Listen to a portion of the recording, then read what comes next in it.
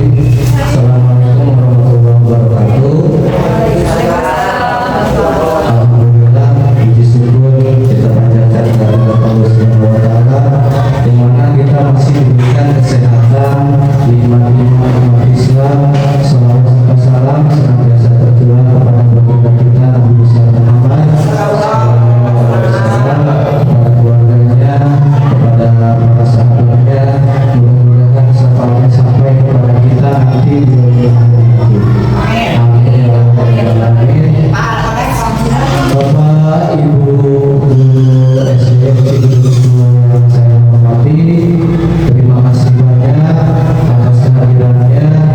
Terima kasih banyak sudah bisa membantu atau sudah bisa datang menghadiri diseminasi atau pengibasan materi budaya positif yang sedikit sudah saya pelajari dari pendidikan guru penggerak angkatan 9 ini. Saya ucapkan terima kasih banyak. Kemudian mungkin saya akan bercerita sedikit tentang perjalanan dari awal mengikuti pendidikan guru penggerak ini. Yang pertama, mungkin dari bulan Agustus kemarin saya mulai sampai sekarang di akhir modul 1.4 ini. Di modul 1.1 kita belajar tentang filosofi Ki Hajar Dewantara. Kemudian di modul 1.2-nya kita mempelajari tentang visi guru penggerak, peranan guru penggerak. Terus yang di modul 1.3 kita belajar tentang visi guru penggerak, dan di akhir modul ini yaitu budaya positif di modul 1.4.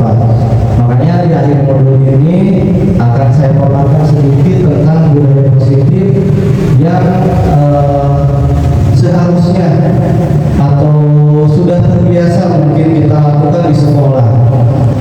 Mungkin kepada Bapak Ibu guru yang sudah senior, ini sudah dilakukan sejak lama, karena mungkin ini hanya teorinya saja, prakteknya mah sudah biasa kita lakukan di sekolah. Baik Bapak dan Ibu, selanjutnya di sini adalah budaya positif. Budaya positif di sekolah adalah nilai-nilai atau keyakinan-keyakinan dan kebiasaan-kebiasaan di sekolah yang berpihak pada murid agar murid dapat berkembang menjadi pribadi yang kritis, penuh hormat dan bertanggung jawab. Jadi dalam mewujudkan budaya positif ini, guru sangat memegang peranan sentral atau guru menjadi aktor utama untuk melaksanakan atau merealisasikan budaya positif yang ada di sekolah. Seperti itu.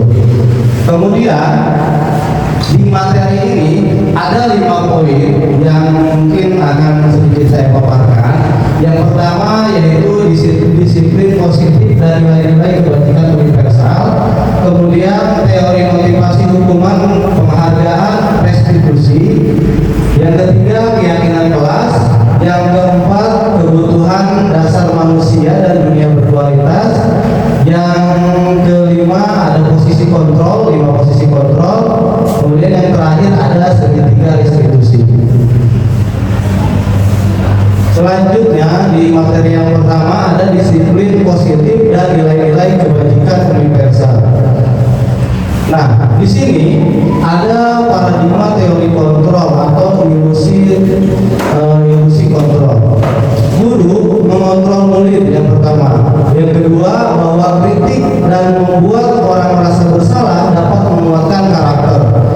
Yang ketiga, bahwa semua penguatan positif efektif dan bermanfaat. Yang terakhir, orang dewasa memiliki hak untuk memaksa. Nah, ini adalah contoh salah satu paradigma teori kontrol atau teori pilihan dari ilusi kontrol. Nah, Bapak Ibu, di sini ada salah satu ahli yang yaitu Dr. William Besser. Dia adalah seorang psikiater yang berasal dari Amerika. Nah, dia membuat bagian disiplin positif itu dibagi menjadi 4. Yang pertama, Anda tidak bisa mengontrol orang lain, hanya Anda yang bisa mengontrol diri sendiri. Turunan dari sini,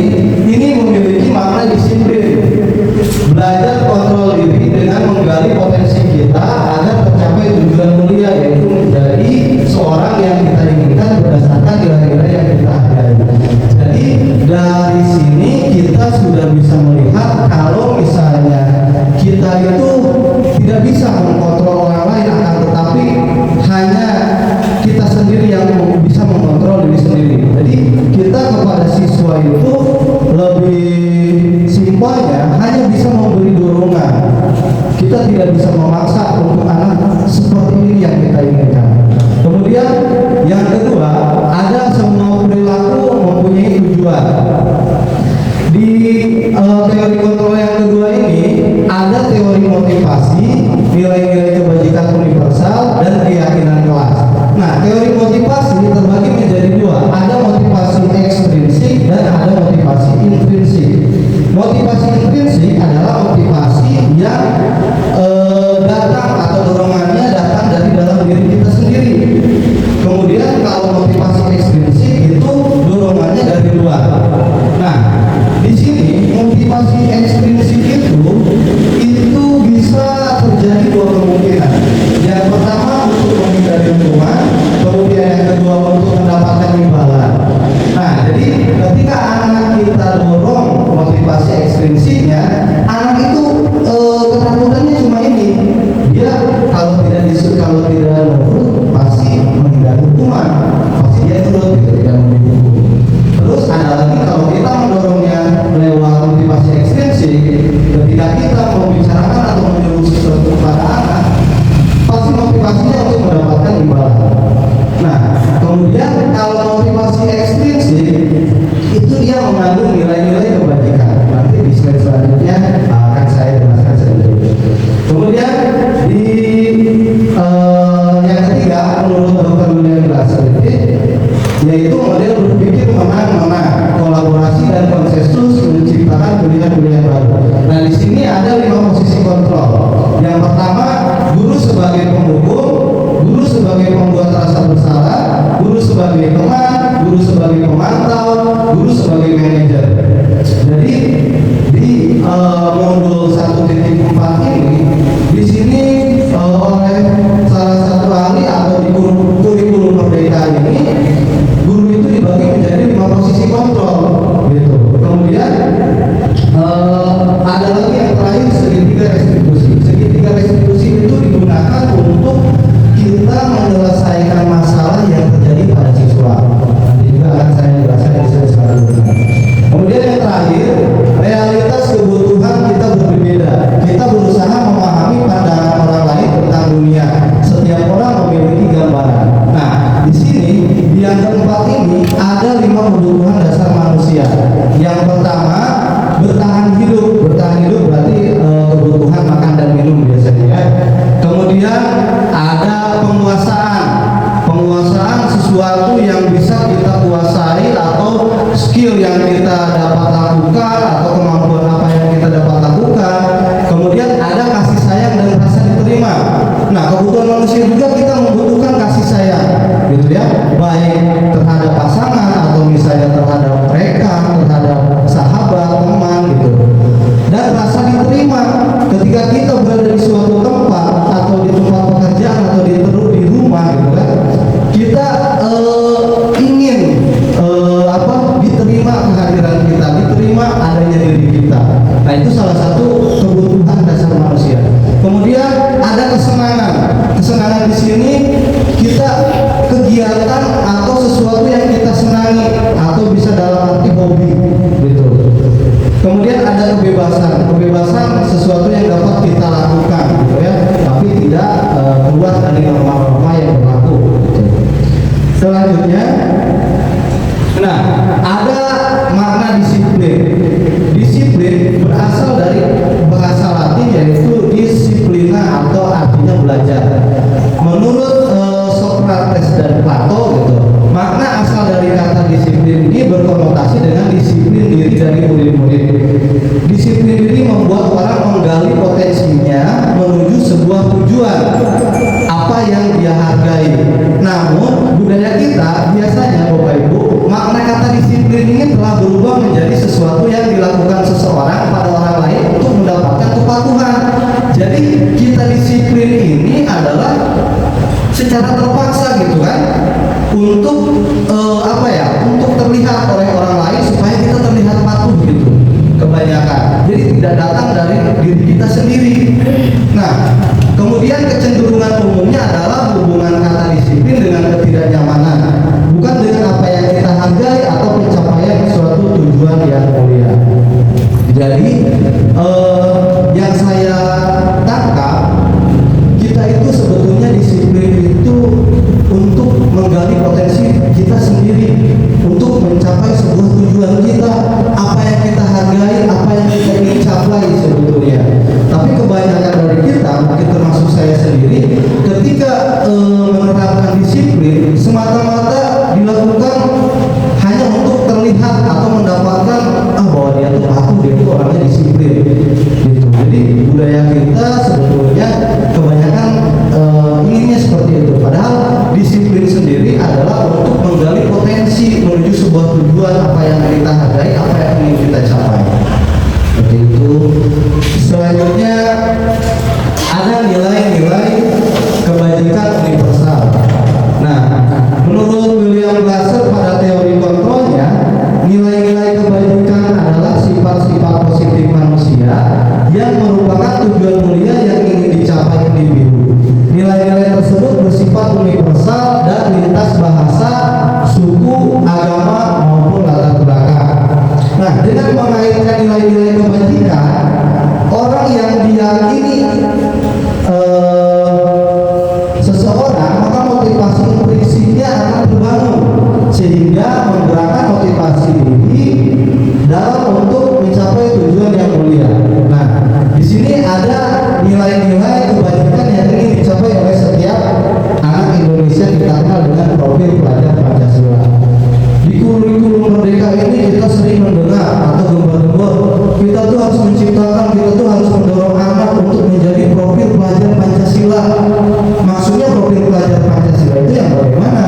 Nah, di sini nilai-nilai kebajikan yang harus dicapai ketika anak kita itu menjadi anak yang menjadi anak yang berpedoman atau seperti cita-cita kurikulum Merdeka itu profil pelajar Pancasila, yaitu yang pertama, anak-anak kita itu harus memiliki beriman, bertakwa kepada Tuhan Yang Maha Esa dan berakhlak mulia. Kemudian yang kedua, anak didik kita itu harus mandiri. Dia bisa belajar atau melakukan sesuatu, memenuhi kebutuhan hidupnya secara mandiri. Kemudian anak kita itu harus benar kritis. Jadi setiap informasi atau apa-apa yang masuk ke dalam otaknya itu disaring dulu, apakah ini benar, apakah ini baik, apa tidak. Kemudian ada kebinekaan global. Jadi anak didik kita itu harus mempunyai nilai kebinekaan global. Salah satu contohnya, kita menghargai semua perbedaan yang ada, suku, agama, budaya, dan yang lainnya. Nah, selanjutnya kita harus anak didik kita harus memiliki nilai bergotong royong, saling bekerja sama antar teman, antar sahabatnya, bisa bekerja sama, berkolaborasi dengan gurunya. Dan yang terakhir, nilai dari profil pelajar Pancasila itu anak didik kita harus menjadi anak yang kreatif, ya. Jadi anak yang bisa berkreasi dalam pembelajaran, dalam pergaulannya, dia menjadi anak yang kreatif. Nah, nilai-nilai kebajikan universal ini di pendidikan di kita yang dikejar tuh yang sekarang ini, yang 5 ini, yang kita kenal dengan profil pelajar Pancasila. Selanjutnya ada teori motivasi, hukuman, dan penghargaan restitusi. Nah, di teori motivasi perilaku manusia ini yang tadi saya sedikit ulas, itu ada motivasi eksternal dan motivasi internal. Nah, nomor 1, contoh motivasi eksternal itu untuk menghindari ketidaknyamanan atau menghindari hukuman. Anak itu dalam dirinya biasanya bertanya, apa yang akan terjadi bila saya tidak melakukannya? Jadi dia tuh menghindari ketidaknyamanan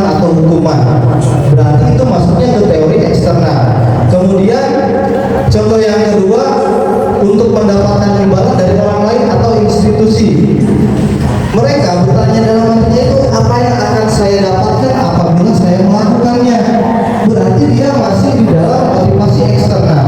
Nah, kalau motivasi internal itu sesuai dengan tujuan disiplin positif untuk menghargai diri sendiri. Jadi ketika anak sudah berpikir, saya akan menjadi orang yang seperti apa bila saya melakukannya.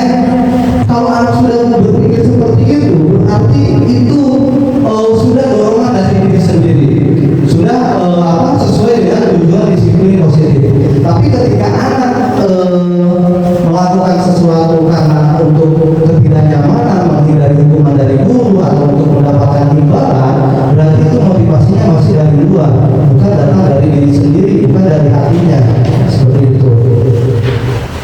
Kemudian menurut Alfikon tahun 93, hukuman dan penghargaan itu tidak jauh beda, bahwa penghargaan berlaku sama dengan hukuman, cuma mungkin rentang waktunya yang efeknya yang sedikit berbeda.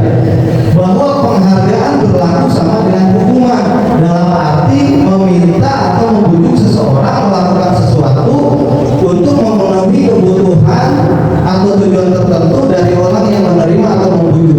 Nah, dorongan eksternal dan akan ada faktor ketergantungan. Beberapa dampak dari pemberian penghargaan itu, jadi contohnya ada 1, 2, 3, 5, ada 8 di slide selanjutnya. Nah, di sini hukuman juga akan sama imbasnya seperti penghargaan. Ketika kita sering memberikan penghargaan kepada anak, itu akan mempengaruhi jangka pendek atau jangka panjang.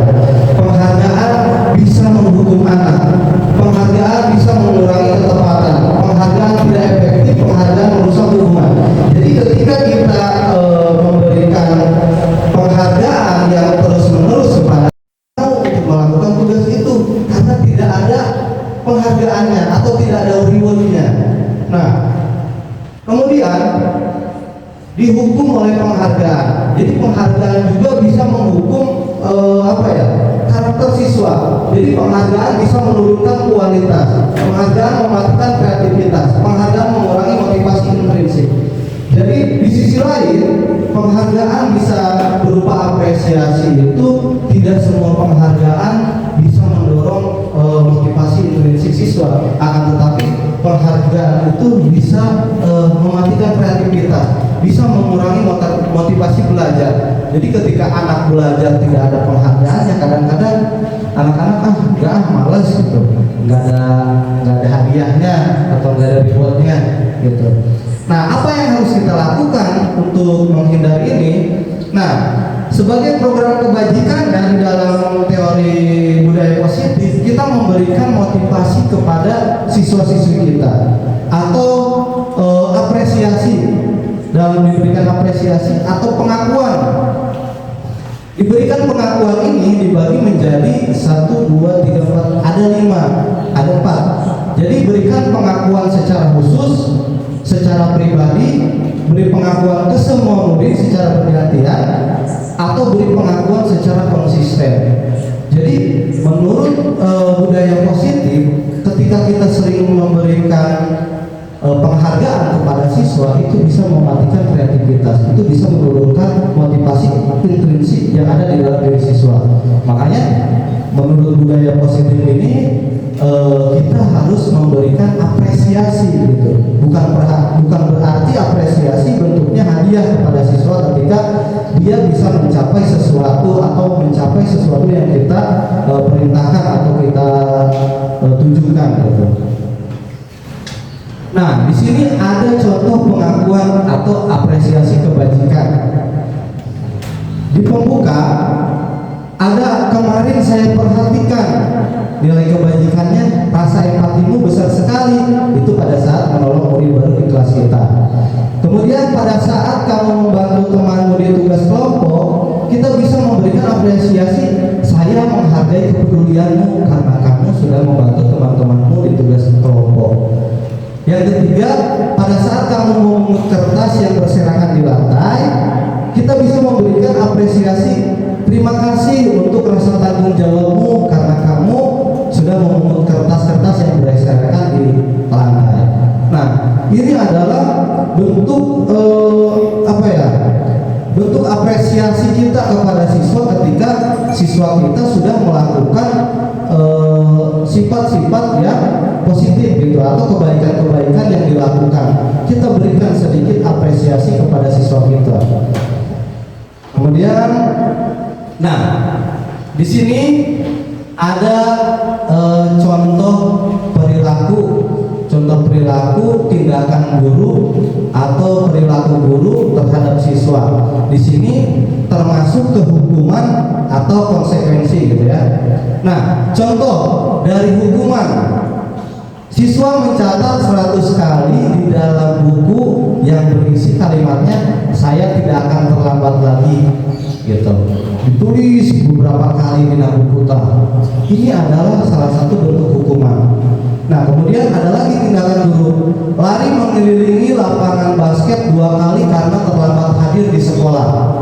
2 kali terlambat hadir di sekolah, berarti telat masuk. Dia disuruh lari mengelilingi lapangan basket.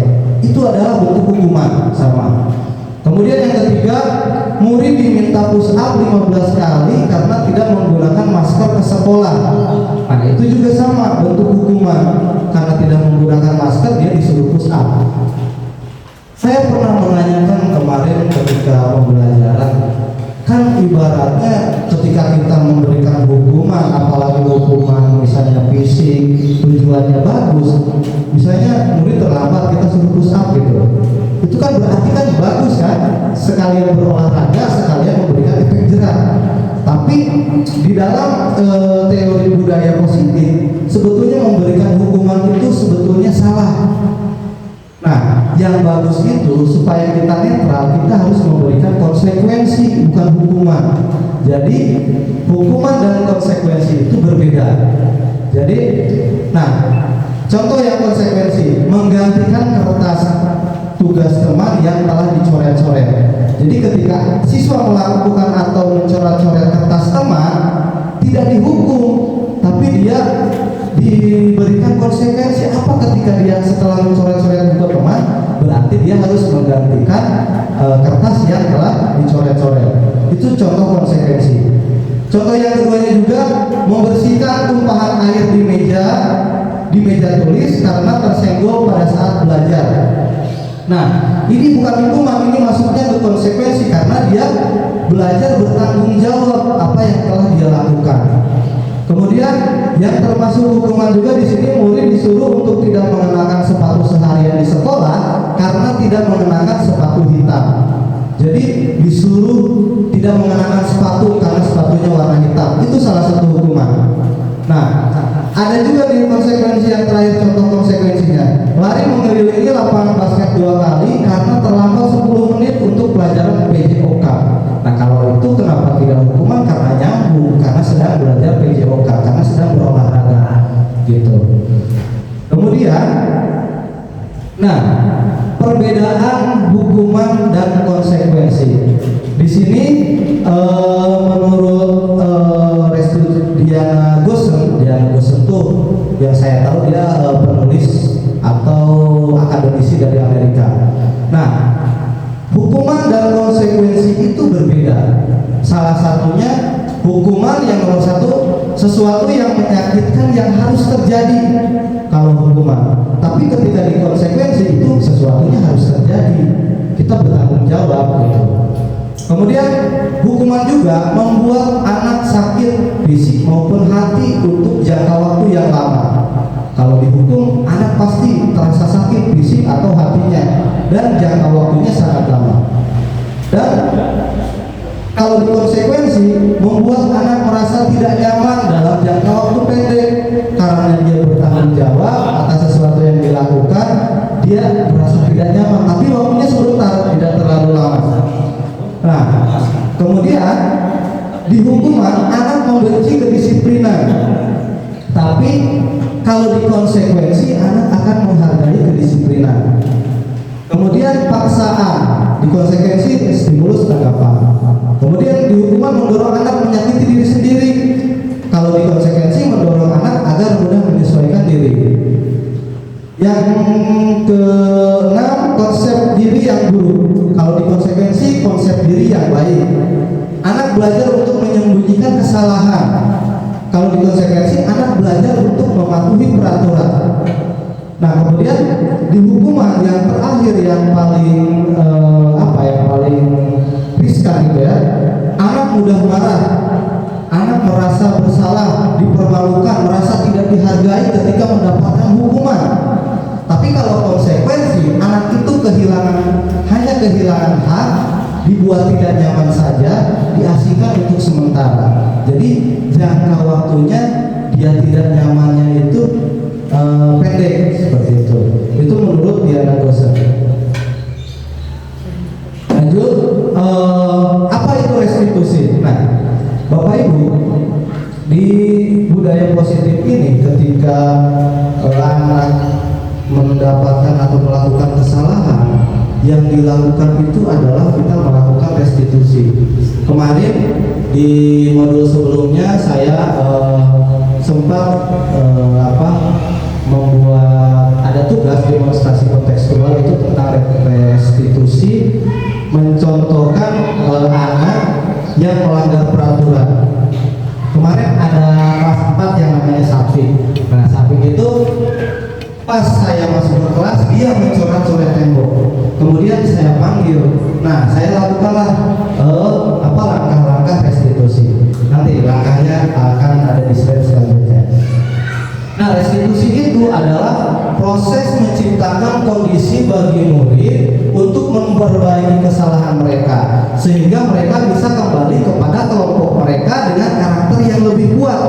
Restitusi juga merupakan proses kolaboratif yang mengajarkan murid untuk mencari solusi untuk masalah mereka dan membantu murid berpikir tentang orang seperti apa yang mereka inginkan atau tujuannya apa nanti.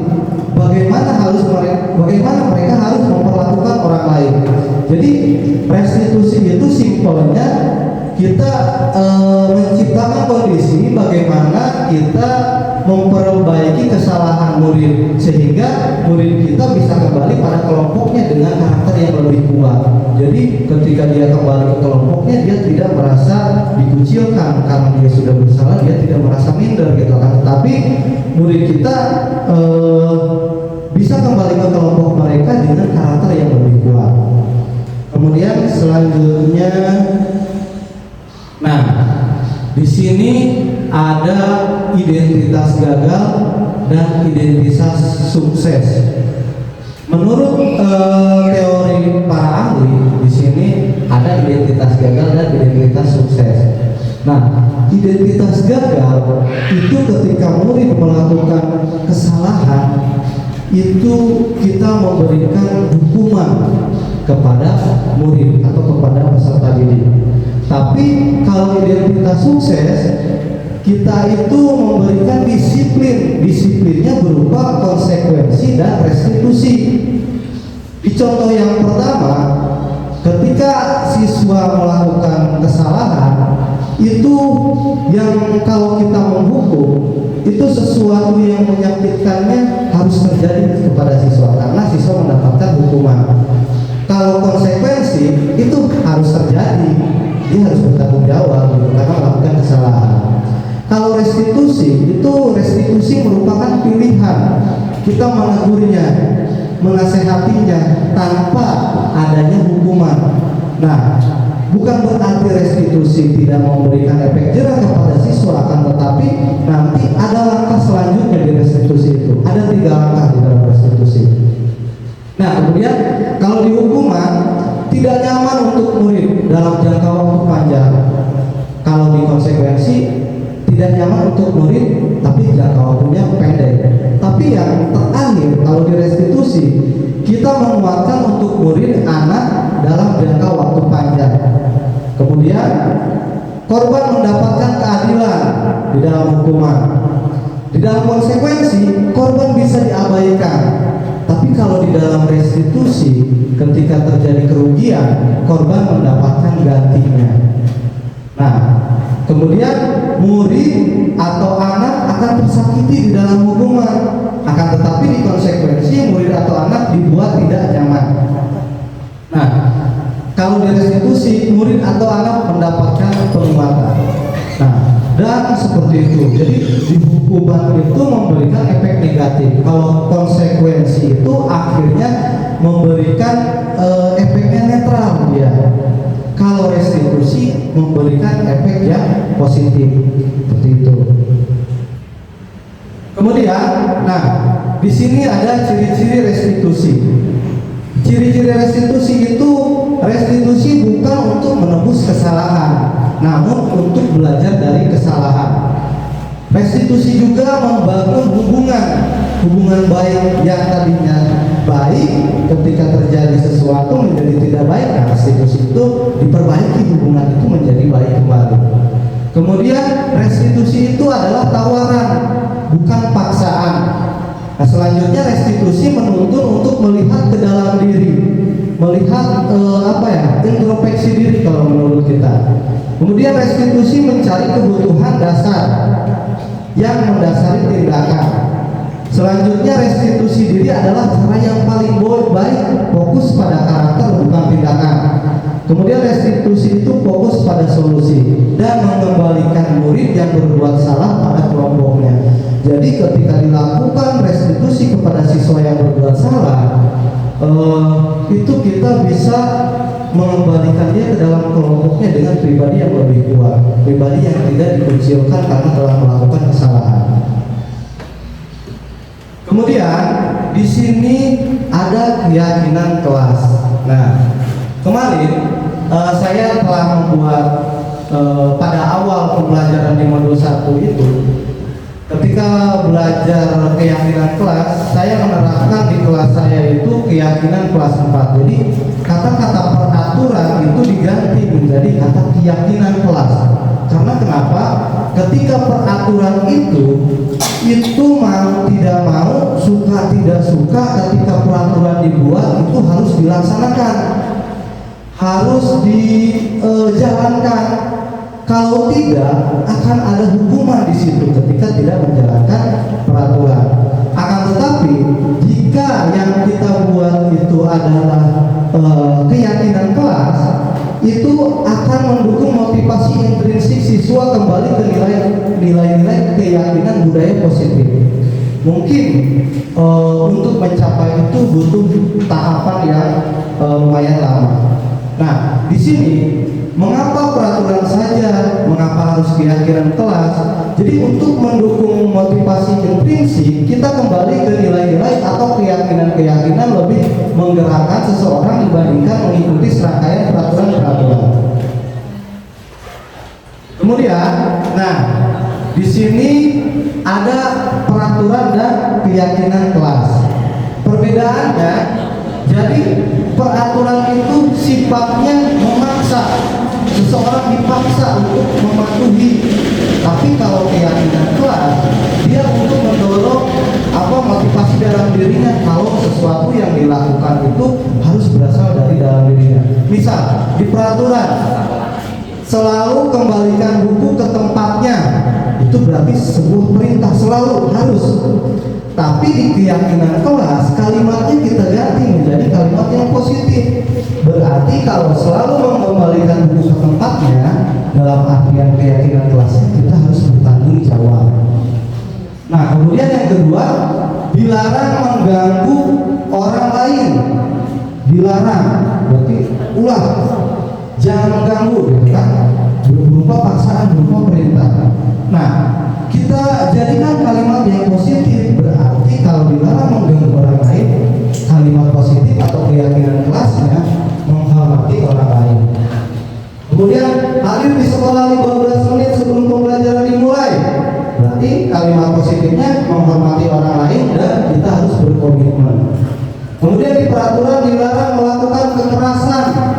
Kalimat positifnya keselamatan, menghormati orang lain. Dilarang menggunakan narkoba, keyakinan kelasnya karena kita buat kesehatan. Kemudian bergantian atau menunggu giliran, berarti kalimat positifnya menghormati orang lain atau kita bersabar, mengantri, dan yang lain sebagainya. Kemudian, nah di sini ada kebutuhan dasar manusia dan dunia berkualitas. Bapak Ibu, kebutuhan dasar manusia yang tadi sedikit saya jelaskan. Yang pertama itu kebutuhan dasar manusia itu kebutuhan bertahan hidup. Contoh kebutuhan bertahan hidup itu kita salah satunya makan dan minum gitu. Kemudian rasa kasih sayang dan rasa diterima. Manusia membutuhkan kasih sayang ya, baik dari pasangan, dari teman gitu kan. Dan rasa diterima ketika kita datang ibaratnya dicuekin gitu kan, diterima sakit gitu ya. Jadi yang kedua itu kita membutuhkan kasih sayang dan rasa diterima. Kemudian penguasaan dalam arti kita bisa melakukan sesuatu sesuai dengan kemampuan kita. Kemudian kebutuhan dasar manusia yang keempat itu ada kebebasan. Kebebasan kita bisa melakukan sesuatu tanpa keluar dari norma-norma yang berlaku atau nilai-nilai yang berlaku. Kita bisa melakukan kebebasan tanpa adanya batasan gitu kan, tapi sesuai dengan norma yang berlaku. Kemudian kebutuhan manusia itu kesenangan. Kesenangan itu entah hobi gitu kan ya, Farida hobi main bola, ya hobi bermain permainan gitu ya. Jadi kesenangan hobi harus kita lakukan supaya apa? Supaya hidup kita tidak monoton gitu ya. Kalau kita ayo digawe, ibaratnya hobi kita tidak tersalurkan, itu pasti akan otak itu akan stres gitu ya. Nah itu Bapak Ibu salah satu atau teori yang ada di kebutuhan dasar manusia. Nah kemudian ada 5 posisi kontrol. Nah Bapak Ibu nanti setelah ini saya akan sedikit bermain peran. Saya sudah tulis nama Bapak Ibu di kertas ini. Nah saya nanti akan kocok. Nanti perwakilan saja 2 orang. 2 orang nanti akan memainkan peran 5 posisi kontrol. Nanti Bapak Ibu silakan pilih mau sebagai posisi yang mana nih? Mau penghukum, pembuat rasa bersalah, menjadi teman, menjadi pemantau, atau menjadi manajer. Nanti yang perwakilan ke depan itu 1 orang menjadi guru, 1 orang menjadi siswa. Seperti itu. Nah, 5 posisi kontrol ini adalah salah satu di teori motivasi. Nah, di sini ada 5. Ada penghukum, pembuat rasa bersalah, ada sebagai teman, ada sebagai pemantau, ada sebagai manajer.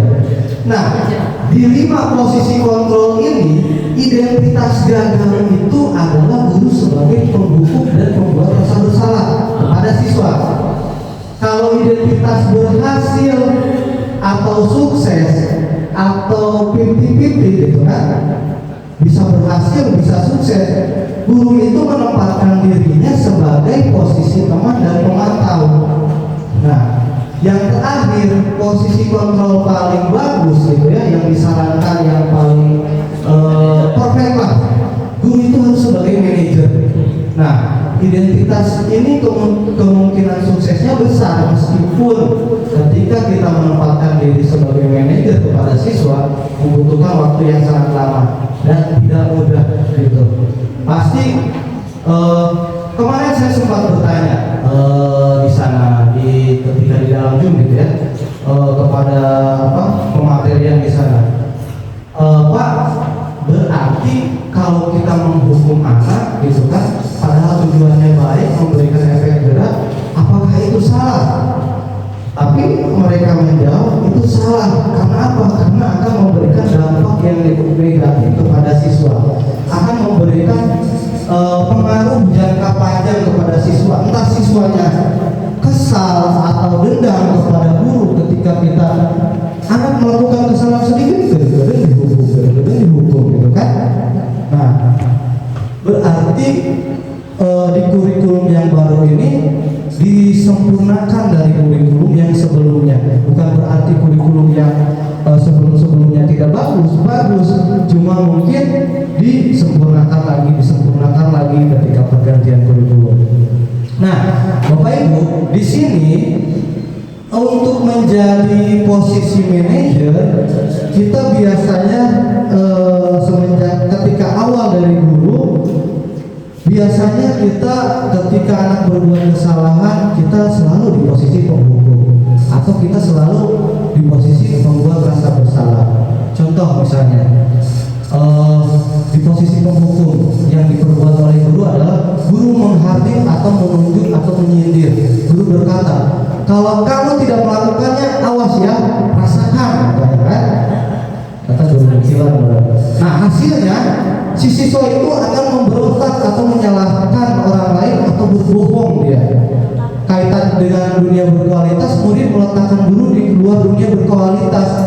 Terus kedepannya kata murid, biarkan saja, nanti juga marah-marahnya berhenti, dan kalau guru tukang ngambek baik, gitu kan. Dampaknya pada murid akan selalu membuat kesalahan, diulang lagi. Kemudian di posisi pembuat rasa bersalah, guru tuh berceramah, seharusnya kamu tuh begini, bapak tuh kecewa sama kamu tuh melakukan ini. Nah, guru berkata misalnya, kamu seharusnya harus sudah tahu, ibu lelah sekali mengatakannya, ibu sudah berkali-kali memberitahu kamu, tapi kamu begitu saja. Nah, nanti hasilnya anak-anak akan menyembunyikan atau merangkai kebohongan ketika kita selalu menyalahkan atau membuat anak itu rasa bersalah.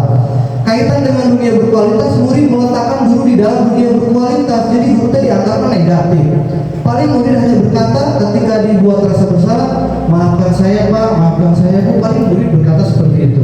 Dan efeknya dampak pada murid, dia ketika dibuat rasa bersalah atau dibuat seakan-akan dia paling salah, gitu kan, murid itu akan merasa rendah diri.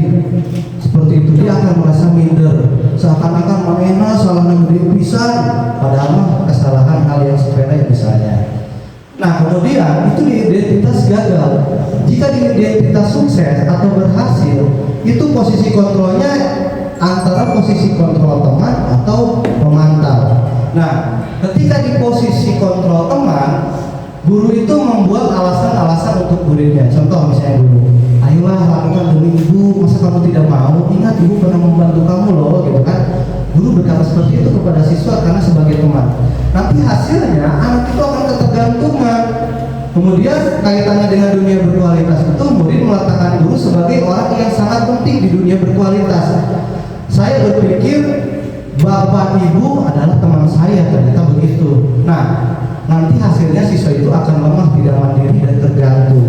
Jadi kalau kita memposisikan diri hanya sebagai teman, murid itu lila-lilaan bakal ngalunjak guru. Jadi nggak rasa orang teh kesukaan baturanna, lamun orang ngambek kalau kita apa, dia merasa dekat ini dengan guru ini. Nah kemudian di posisi pemantau itu guru berbuatnya menghitung dan mengukur apa peraturannya nih, menyesuaikan diri ketika diawasi. Terus murid meletakkan guru peraturan dan hukum di atas dunia berkualitas. Jadi berapa banyak bintang yang harus saya peroleh ketika berapa halaman yang harus saya tulis misalnya. Jadi pemantau guru melihat kesalahan murid sesuai dengan peraturan yang ada. Jadi yang terakhir di posisi manajer. Nah di posisi manajer ini menurut para ahli itu akan membangkitkan motivasi intrinsik siswa atau dorongan dalam diri siswa. Misal guru mengajukan pertanyaan-pertanyaan. Nah ketika di posisi manajer, ketika anak bersalah, guru akan bertanya salah satunya seperti ini, apa yang kita yakini, apa yang bisa kau kerjakan untuk memperbaiki masalah ini. Nah, jadi anak itu dibuat bertanggung jawab, gitu kan. Kemudian hasilnya akan menguatkan pribadi si anak. Nah, kaitan dengan dunia berkualitasnya, murid meletakkan dirinya sebagai individu yang positif dalam dunia berkualitas. Hasil murid berkatanya, bagaimana caranya saya bisa memperbaiki keadaan, gitu kan. Murid berpikir dia untuk memperbaiki kesalahannya. Dampak pada murid akan mengevaluasi diri, bagaimana dia cara memperbaiki diri ketika melakukan kesalahan. Nah, itu Bapak Ibu, 5 posisi kontrol ini yang menurut yang paling ideal itu, yang paling bagus, yang paling perfect dikatakan itu adalah posisi manajer. Tapi kadang-kadang kita bingung ketika kita sudah belajar apapun itu, kadang-kadang ada di posisi penghukum, ada di posisi terpaksa pembuat bersalah, ada di posisi teman, ada di posisi pemantau, gitu kan, campur-campur lah gitu.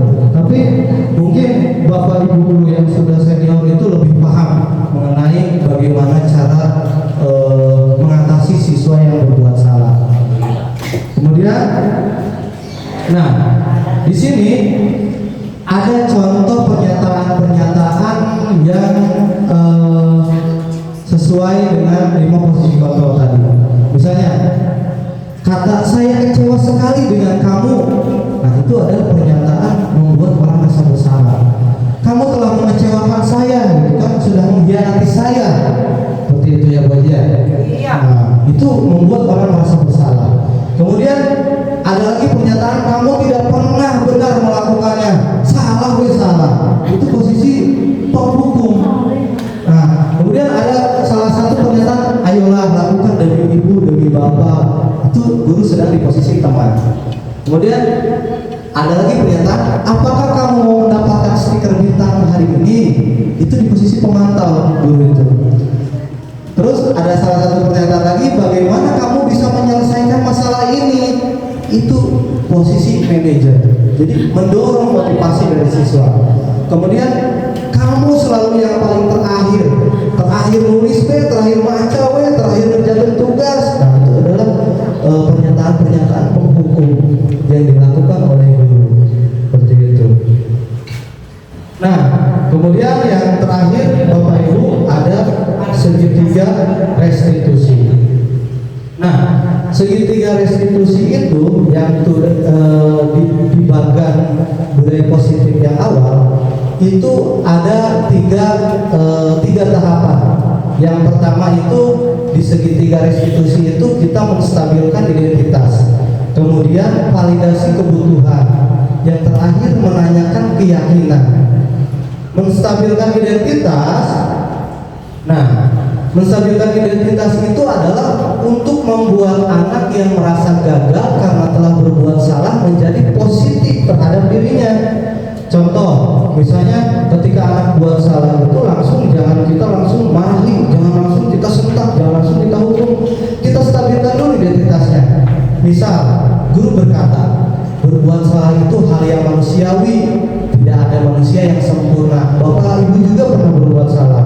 Kemudian adalah kita pasti bisa menyelesaikan permasalahan ini. Bapak Ibu tidak tertarik untuk mencari tahu siapa yang benar, siapa yang salah. Bapak Ibu lebih tertarik untuk menyelesaikan masalah. Kemudian kalau kamu menyalahkan dirimu sendiri terus menerus, apakah kamu bersikap baik pada dirimu sendiri? Itu contoh pernyataan menstabilkan identitas. Kemudian langkah yang kedua itu ada validasi kebutuhan. Validasi kebutuhan itu adalah membantu murid mengenali basic atau need. Need itu kebutuhan dasar yang ingin dipenuhi ketika melakukan kesalahan. Pada dasarnya setiap tindakan manusia tujuannya adalah memenuhi kebutuhan dasar, apakah itu penguasaan, kebebasan, kasih sayang dan rasa diterima, kesenangan atau bertahan hidup. Divalidasi dulu kebutuhannya apa ini anak gitu kan ketika melakukan kesalahan. Contoh kata-katanya adalah kamu bisa saja melakukan hal yang lebih buruk tapi kamu tidak melakukannya. Kamu pasti punya alasan mengapa melakukannya. Apa yang penting bagi kamu? Kamu boleh tetap berusaha menjaga sikap itu, tapi tambahkan sikap yang lain yang baru. Maukah kamu belajar cara lain untuk mendapat hal yang kamu butuhkan tanpa harus memukul? Gitu. Yang terakhir, apa kamu bisa melakukan dengan baik besok lagi? Nah, dan yang terakhir, kita menanyakan keyakinan. Keyakinan itu adalah dengan norma sosial dan nilai yang mendasari manusia berinteraksi dengan orang lain. Nah, setelah yang pertama kita menstabilkan identitas, validasi kebutuhan. Yang terakhir itu kita menanyakan keyakinan. Apa nilai yang kita percayai di kelas atau sekolah kita? Nilai-nilai universal apa yang telah kita sepakati, gitu kan? Kelas yang ideal itu seperti apa? Kamu ingin jadi anak seperti apa? Apa yang kamu rasakan ketika kamu melakukan itu? Nah, itu Bapak Ibu adalah tahapan-tahapan segitiga restitusi. Jadi yang awal kita stabilkan dulu identitasnya. Jadi kita kasih pemahaman bahwa orang itu pasti setiap orang pernah melakukan kesalahan. Terus misalnya kamu bukan satu-satunya orang yang pernah melakukan kesalahan itu. Nah, setelah distabilkan kita masuk ke validasi kebutuhan. Kita tanya ketika anak berbuat salah, kamu tentu punya alasan mengapa melakukan itu, gitu kan? Apa alasannya melakukan itu? Nah, setelah itu di tahap yang ketiga kita lihat nilai-nilai apa yang telah kita sepakati atau norma apa yang telah kamu langgar, apa yang akan kamu lakukan setelah tahapan restitusi ini menyadarkan anak dulu bahwa anak itu berbuat kesalahan. Jadi ketika anak tidak melakukan kesalahan, tidak langsung kamu harus menulis ini 100 kali, kamu harus pusat 15 kali gitu. Tapi kita sadarkan dulu anak dengan menstabilkan identitas, validasi kebutuhannya apa, kenapa dia melakukan itu, alasannya apa. Terus kita sambungkan ke nilai-nilai atau norma-norma yang berlaku yang ada di kelas kita atau di sekolah kita. Nah, Bapak Ibu, mungkin ini sedikit materi tentang budaya positif yang banyak sekali kekurangan dari saya. Nah, selanjutnya saya ingin Bapak dan Ibu mempraktekkan salah satu saja, misal dari sini. Nah, salah satu dari 5 posisi kontrol. Yang satu menjadi guru, yang satu menjadi siswa, gitu. Jadi Bapak Ibu silakan, saya cocok ya. Nah, mudah-mudahan baik. Silakan.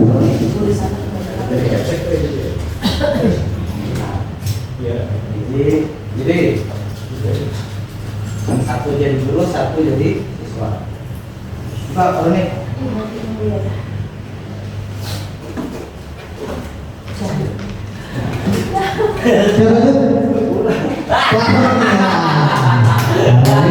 Satu lagi siapa boleh? Saya aja.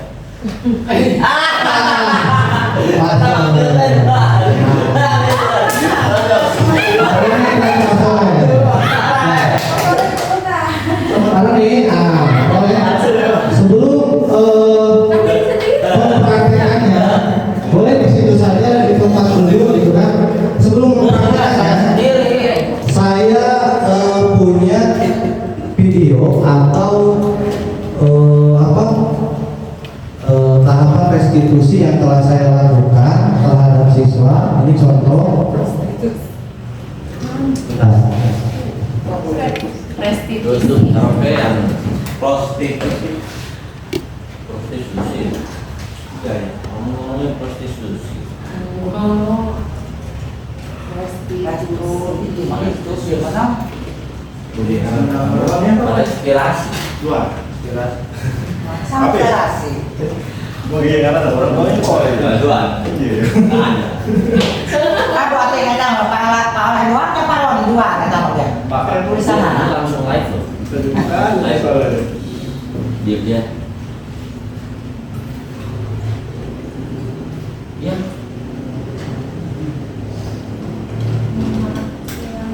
Hah?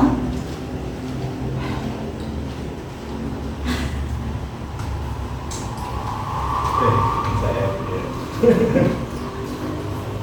video Bapak ya.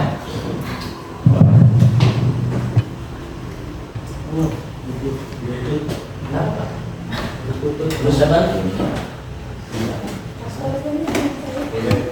Paspor itu.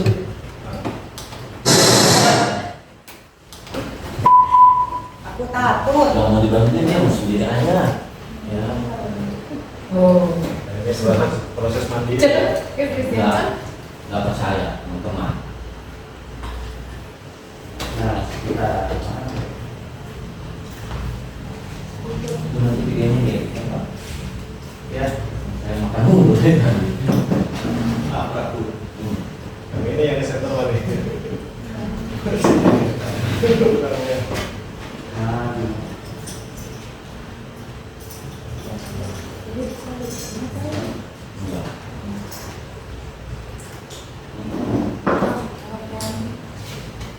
Kita mau kasih ke salonnya.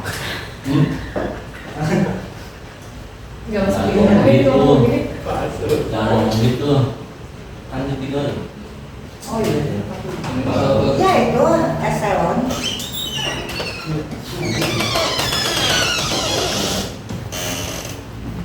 Pak, di sini mau minum dulu ya. Iya. Boleh Pak, nanti kalau dulu Pak. Khusus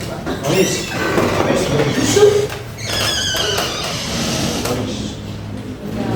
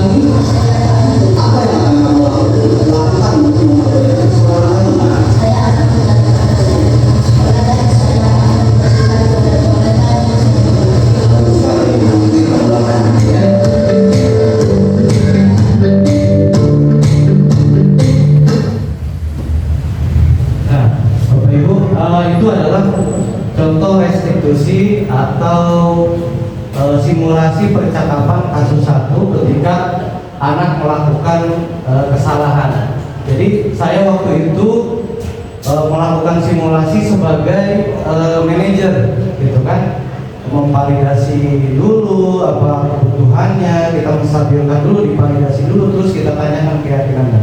Nah, coba sedikit tolong dipraktekkan Pak Roni dan Pak Soleh dengan menggunakan segitiga restitusi. Nah, kata-katanya silakan boleh sendiri, misalnya contoh kasusnya terserah, apakah misalnya Pak Soleh yang jadi guru atau Pak Roni yang jadi siswa. Boleh kasusnya misalnya, kalau saya tadi kan kasusnya anak itu mencoret-coret tembok, kemudian boleh misalnya membuang sampah sembarangan atau terlambat masuk sekolah, gitu kan. Jadi siapa saja yang jadi guru, yang jadi murid, gitu kan. Jadi ketika anak melakukan kesalahan dipanggil oleh guru, nah ditanyakan dulu, gitu kan, divalidasi dulu kesalahannya, kenapa melakukan itu, terus distabilkan dulu identitasnya, gitu kan. Kemudian baru diberikan apa yang telah dilanggar, gitu. Seperti itu. Silakan Pak Soleh dan Pak Roni. Mau kasus apa? Kasus yang sering ditemui Boleh. Yang jadi gurunya siapa? Pak Soleh ya? Nah, yang jadi siswanya Pak Roni berarti. Misal Pak Roni berbuat kesalahan apa misalnya? Membuang sampah sembarangan. Oke, boleh silakan. Boleh Kak? Silakan. Roni, kemarin Bapak lihat kamu pas datang ke sekolah itu kamu jajan, terus kamu makan makanannya, tapi Bapak lihat sampahnya itu dibuang sembarangan. Kenapa kamu melakukan itu? Terus apakah kamu tidak tahu bahwa aturan untuk membuang sampah itu tidak boleh sembarangan?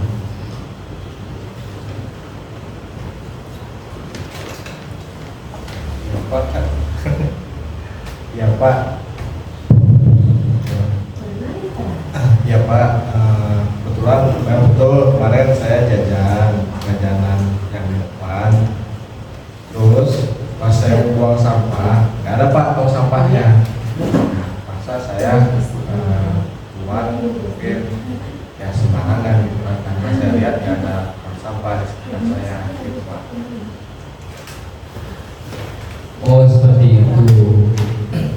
Apakah kamu tidak melihat di sekeliling sama sekali tidak ada tempat sampah?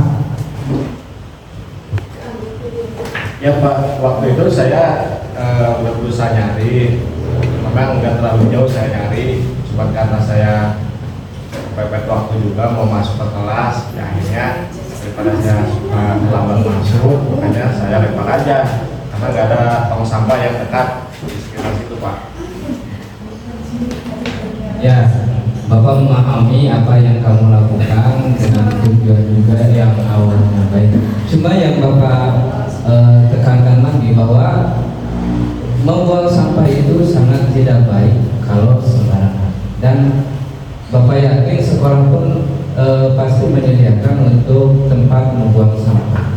Dan apakah menurut Roni ketika Roni mau masuk dan takut terlambat, tidak disimpan dulu sampahnya atau dikantongi, dibawa ke kelas dulu, disimpan dulu kalau emang belum menemukan tempat sampah? Berpikir seperti itu tidak Roni waktu itu?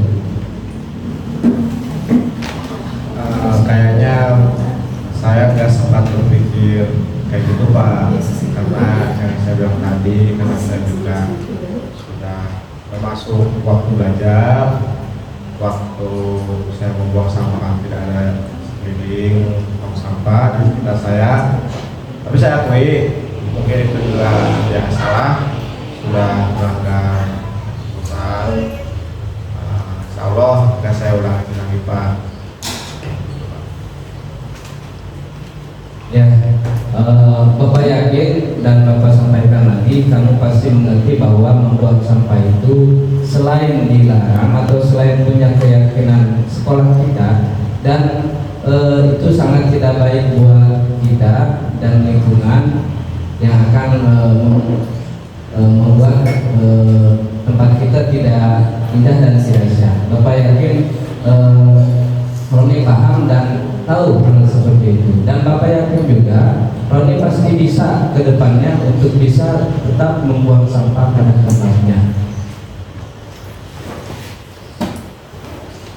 Oke, terima kasih Pak Roni dan Pak Soleh. Ya, itu adalah salah satu contoh posisi kontrol sebagai manajer yang dilakukan atau yang disimulasikan oleh Pak Roni dan Pak Soleh. Bapak Ibu, mungkin itu selintas yang saya sampaikan mengenai budaya positif yang ada di sekolah.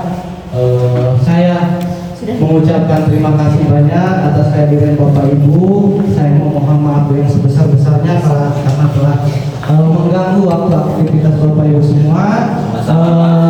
Kurang lebihnya mohon maaf. Terima kasih. Assalamualaikum warahmatullahi wabarakatuh.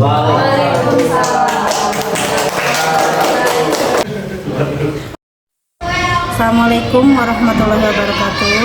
Nama saya Amalia, saya mengajar kelas 5. Saya merupakan pemasuk jawat dari Bapak Hafiz Nugraha. Presentasi yang disampaikan sama Pak Hafiz kemarin menurut saya sangat bagus, sangat menarik. Juga yang disampaikannya mudah dipahami, sehingga saya yang awalnya mungkin kurang paham, tidak tahu, menjadi paham dan menjadi lebih tahu. Untuk kedepannya, untuk Bapak Hafiz, semoga lebih bertambah lagi ilmunya, lebih semangat dalam menghadapi pendidikan, dan mudah-mudahan sukses terus buat Bapak Hafiz. Assalamualaikum warahmatullahi wabarakatuh. Assalamualaikum warahmatullahi wabarakatuh. Nama saya Soleh Iskandar. Saya di sini memegang kelas 3. Dalam hal ini saya sebagai teman sejawat Pak Hafiz. Di sini saya akan menyampaikan bahwa yang kemarin Pak Hafiz sampaikan pada persentasenya, saya berpendapat bahwa itu sangat bagus, sangat bermanfaat, apalagi ketika untuk saya pribadi. Karena apa? Saya masih mempunyai kelemahan dalam bimbingan penyampaian kepada murid-murid saya sendiri, dan alhamdulillah dengan presentasi yang Pak Hafiz sampaikan itu sangat bermanfaat dan menambah keilmuan saya dalam memberikan materi-materi kepada murid-murid saya, terutama ketika ada kasus-kasus yang saya hadapi pada murid-murid saya.